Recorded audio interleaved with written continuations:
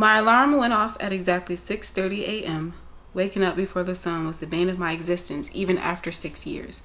I got out of bed begrudgingly and started my day. After I was dressed, I grabbed my gun, a Smith & Wesson M&P 9, off the nightstand and secured it firmly in its holster located in the right side of my hip. This gun was special to me. It was the same gun used throughout my father's, Agent Javier Martinez's, career. It was symbolic of him always protecting me no matter what. I sat on the edge of my bed and began to smile at the time spent together. What a beautiful man he was, caring, smart, and intelligent.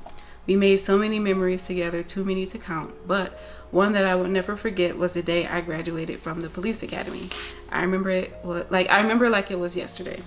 The day was perfect. The birds were chirping, the grass seemed to be greener, the skies were blue, and the sun was shining brightly. Once we, Dad, Mom, and me, arrived at the building where the ceremony was held, I took my seat with the rest of the soon-to-be police officers present and waited patiently for my name to be called. Maya Elizabeth Martinez, I heard my instructor say. I got up from my seat, my heart racing, and walked across the stage.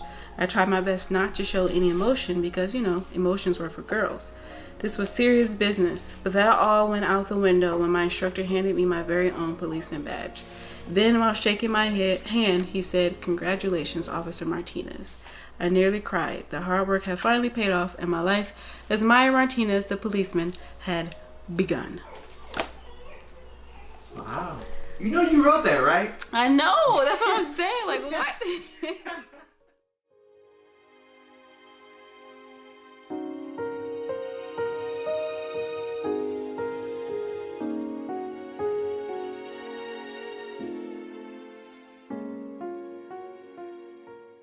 I'm Kianna.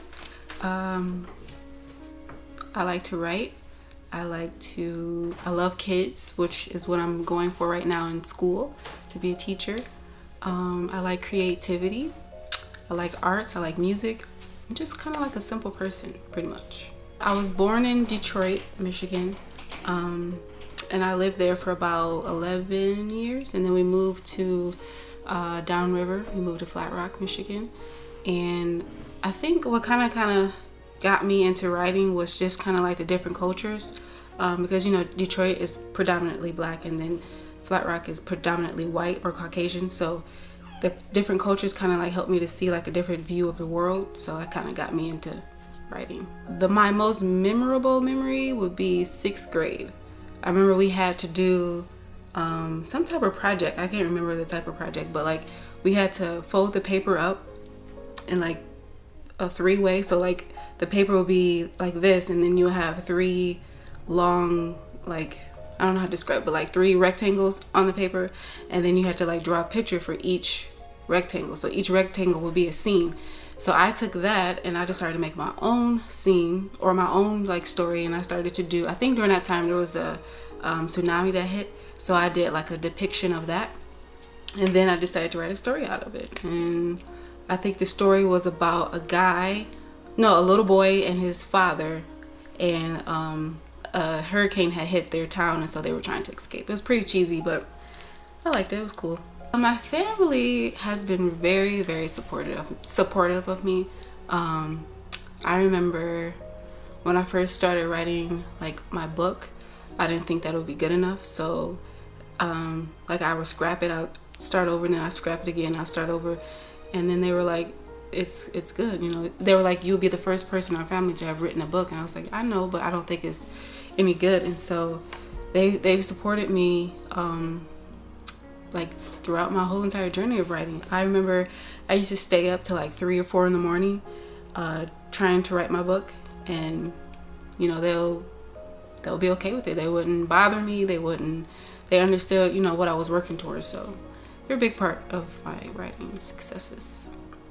I was a really quiet person in high school. I didn't talk that much until about junior year was when I got a little bit more comfortable.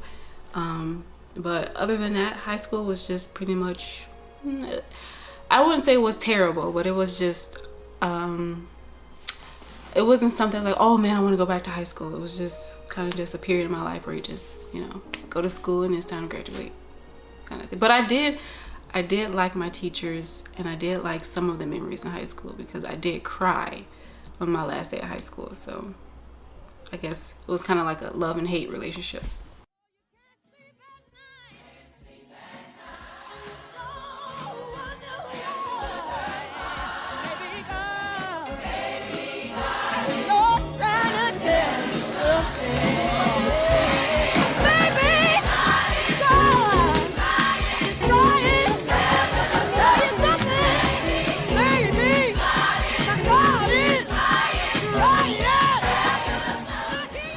I think everybody knows how important God is to me. My faith is pretty much the foundation of who I am, and so I try to portray that as much as I can. So like when people see me, they'll see, oh, she, you know, God is in her. I try to. I know it's not easy, but I try to portray that as much as I can. I found God, I found God at 11. Because I was going through some stuff mentally, and I wanted that to stop. So I figured, okay, well, let me start talking to God. Let me start getting a relationship with him. And so then our relationship grew and grew. But in 2015 is when things kind of got a little bad.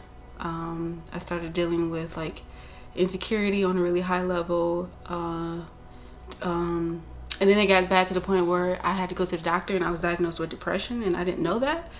So what helped me was just my faith. I had to really get back to believing in God and his word. And so with my craft, with writing, I kind of dedicate that to him. So what I mean by that is I feel like I wouldn't be where I am without God. I feel like the stories that I write wouldn't be like what they are without God. So with me, God is number one, and I just try to put him number one with everything.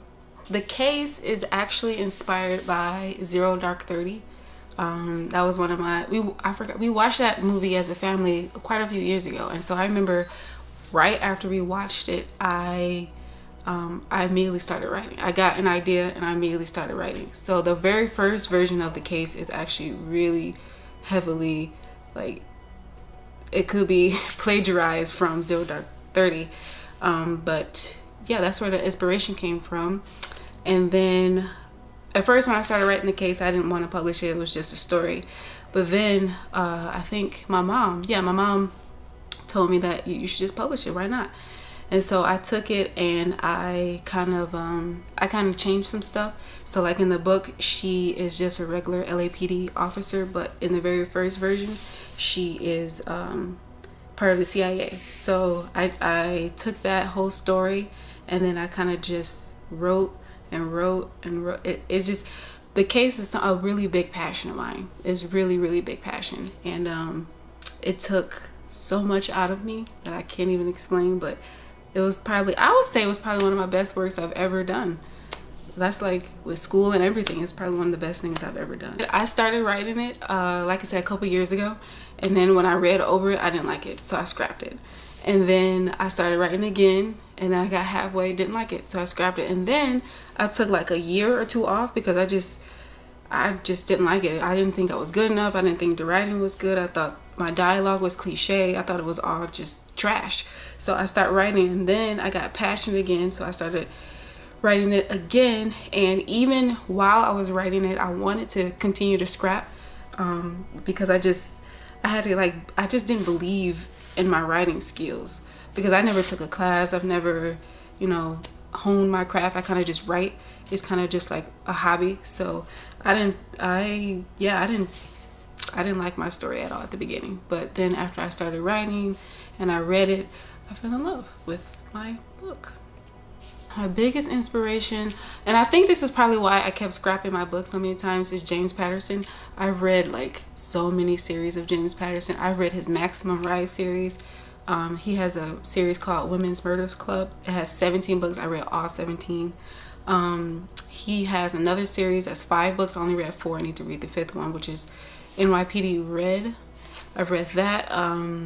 So yeah, he's a huge passion, inspiration of mine. And at the beginning, I tried to gear my book towards like his writing styles, but then I was like, I just gotta write like me. So he is a passion. Suzanne Collins, I believe, the one she wrote the Hunger Games. Love her series. And then Stephanie Meyer, she wrote Twilight. I want to get into Danielle Steele. I feel like she probably would be a good inspiration, but I haven't gotten into her yet. But yeah, my biggest inspiration would be James Patterson. It hasn't hit me yet. Like, I process stuff late, so it hasn't hit me yet that, oh, you wrote a book and it's on Amazon right now. Like, the day before, I was excited. I was really excited. And then during the whole process, I was really excited. I was rushing. I was like, I want to get this done. I want to get this published right now. And then when it came out, it was just like, oh, I wrote a book. So I was kind of numb. It hasn't really hit me yet that I wrote a book. So, yeah. I want to start a podcast. I'm still thinking about like the name and the episodes, but I do want to start a podcast. And then I am going to write the second part to this book.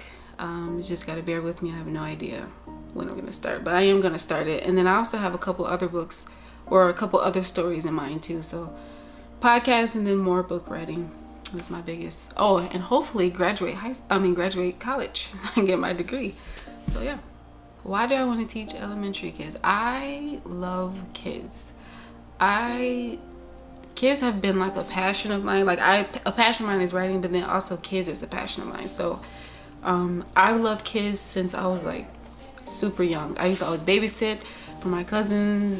The kids will always gravitate to me. So I love kids. And so my journey with school is that obviously teachers don't make that much. That sucks. So I started off trying to be a doctor because, they make a lot of money. But then I realized right before I was about to go to med school, I was like, no, I don't want to be a doctor. I don't want to go to med school. I don't want to waste 4 years of my life and do something that I really don't like to do. I like teaching. That had always been a passion of mine. I just like buried it because I figured, I wouldn't be able to do much with it. So I started taking classes for teaching, and I've loved every single class I've taken for teaching. So yeah, kids are their inspiration and their passion. So I want to work with kids. If I can, I want to work with kids for the rest of my life. And no dream is too big. So if you have a passion for writing, I say just go for it. And I think the biggest thing with writing is like with me, I thought that the whole process would be fast. Like I thought as soon as I get done, I'll publish it and then the next day it'll be out in the stores. But it takes time. Like it took me years to write my book. So I think patience is probably the biggest advice I can give people that are trying to write a book. Just have patience and then just believe in yourself. Like you're not gonna be like for me, I'm not gonna be like James Patterson. I'm gonna be like Kianna.